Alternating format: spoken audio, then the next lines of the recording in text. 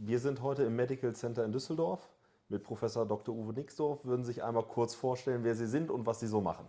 Ja, sehr gerne. Mein Name ist Professor Nixdorf. Ich bin Internist, Kardiologe und Sportmediziner auch hier in diesem Hause.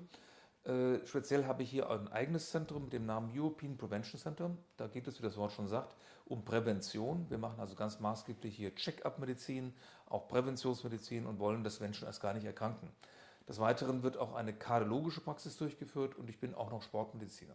Dann kommen wir zu dem Thema, worum wir heute hier sind. Wir wollen einmal über die Relaunch sprechen. Sie haben die Ja. Relaunch ja jetzt schon seit ein paar Monaten bei sich stehen. Ja. Was sind da so die ersten Erfahrungen? Ja, das sind günstige Erfahrungen. Ich habe ja ein bisschen Erfahrung auch, es geht ja um die elektrische Muskelstimulation, die diese Relaunch-Liga ja vorhält. Ich habe selbst um die 3 Jahre einmal durchgehend, wöchentlich auch mal jetzt isometrische elektrische Muskelstimulation durchgeführt, die mir damals auch schon ganz gut tut. Und man merkt halt, dass man einfach gestrafftere Muskulatur hat und sich insgesamt wohler fühlt. Ich muss aber gleich dazu sagen, ich bin nicht krank. Gott sei Dank nicht und Glückwunsch. bin auch sonst sportlich eigentlich ganz gut unterwegs. Von daher kann ich Ihnen jetzt auch keine Besserung erwähnen, aber ich kann anmerken, dass auch andere diese Liege hier in unserem Zentrum benutzt haben. Ein Kollege von mir, der hier auch arbeitet, hat schwerste Rückenprobleme als Folge langjähriger Herzkatheterarbeit, die eine ganze Menge an degenerativen Veränderungen und auch nach mehreren Operationen an der Wirbelsäule, der hier erheblich profitiert. Wir gehen ja heute davon aus, dass man mit einer sinnvoll und regelmäßig durchgeführten EMS dann auch so um die 25% mehr Muskelquerschnitt erreichen kann. Er hat seit der Benutzung da eine deutliche Verbesserung seiner Probleme Richtig. erfahren. Ja, und wir haben auch gelegentlich, wenn ich das auch noch ergänzen darf, wir befinden uns hier gerade in einer Lounge.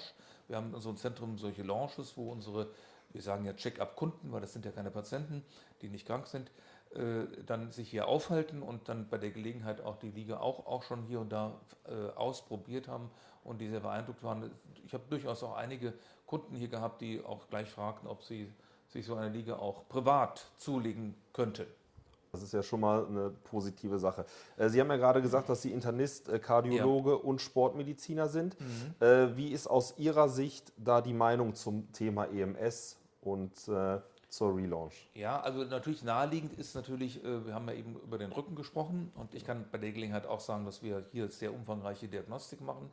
Hier ist zu erwähnen die Ganzkörper-Magnetresonanztomographie, die wir hier auch im Hause haben, eine sehr moderne Radiologie.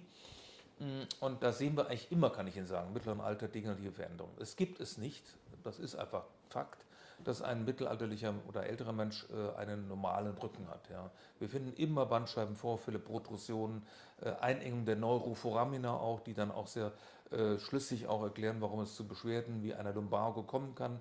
Also die profitieren natürlich orthopädisch, aber ich darf auch anmerken, Sie sagten es, ich bin Internist primär und Kardiologe, diese Methode hat natürlich auch durchaus internistische Konsequenzen. Es ist nämlich gut belegt, dass das auch durch die Muskelaktivierung, Muskelstärkung auch zu einer vermehrten Verbrennung von Zucker und Fetten kommt. Also das metabolische Syndrom, das wir heute etwa haben, wird deutlich günstig beeinflusst dadurch. Jetzt haben Sie das gerade schon so aufgeführt, dass wir hier in einer Privatpraxis sind.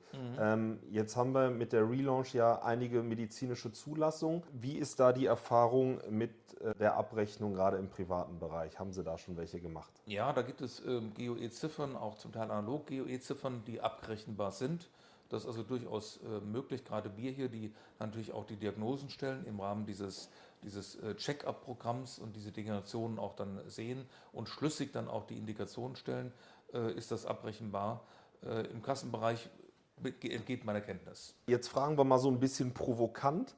Ist die Relaunch mit ihren Einsatzmöglichkeiten effektiver als eine manuelle Behandlung?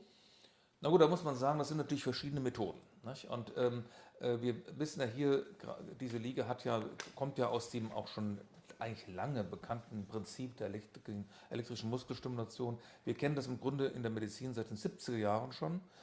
Hier hat also diese Methode Eingang gefunden gehabt, ursprünglich in der Rehabilitation, in Reha-Kliniken etwa, Zustand nach Schlaganfall oder auch Lähmungen, Paresen. Also von daher ist die Methode uns ja doch durchaus bekannt. Wir haben ja eine tiefgehende, in die Muskulatur tiefgehende Stimulierung der Muskulatur. Es wird ja im Grunde, um das mal klar zu sagen, eben die gedankliche Aktivierung der Muskulatur über das willkürliche Nervensystem ersetzt durch die direkte Aktivierung über Motoneurone an der Muskulatur durch diese äußere Stromsetzung halt. Ja. Wir kommen also sehr tief ins Gewebe hinein und dadurch wird der Muskelaufbau gefördert.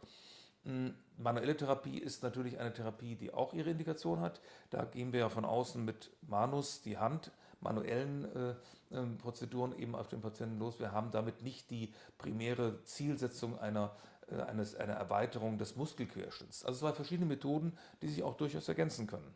Da wollte ich nämlich drauf hinaus, dass wir da natürlich eher sagen, wir wollen das ergänzen und nichts ersetzen. Super.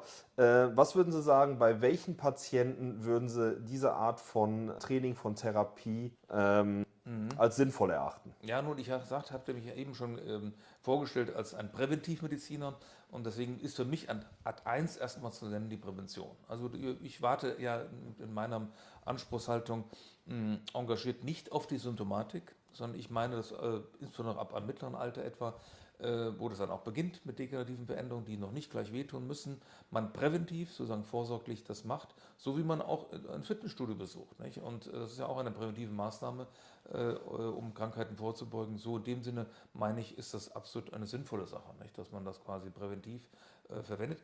Dann halt, ich erwähnte meinen Kollegen, Menschen, die halt eben natürlich auch dann manchmal auch erhebliche Beschwerden durchaus haben, Lumbalgien oder auch Lumboischalgien auch haben, HWS-Syndrom. Da gibt es viele Wirbelsäulenprobleme, die natürlich dadurch auch profitieren, weil halt eben dann auch die autochtone Rückenmuskulatur gestärkt wird. Die Wirbelsäule wird entlastet und das wissen wir heute auch, durchaus auch zum Teil zumindest ist der Prozess ja auch durchaus regenerierbar. Das heißt also, Protrusionen etwa verbessern sich. Es kommt durch die Stärkung der Wirbelsäule zu weniger Kompromittierung der Neuroforamina und damit auch eine Beschwerdebesserung. Dann würde ich sagen, haben wir alle Fragen abgearbeitet und bedanke mich, dass wir heute hier sein durften und Sie uns ein paar Worte zu der Thematik gegeben haben. Sehr gerne, Herr Daniel.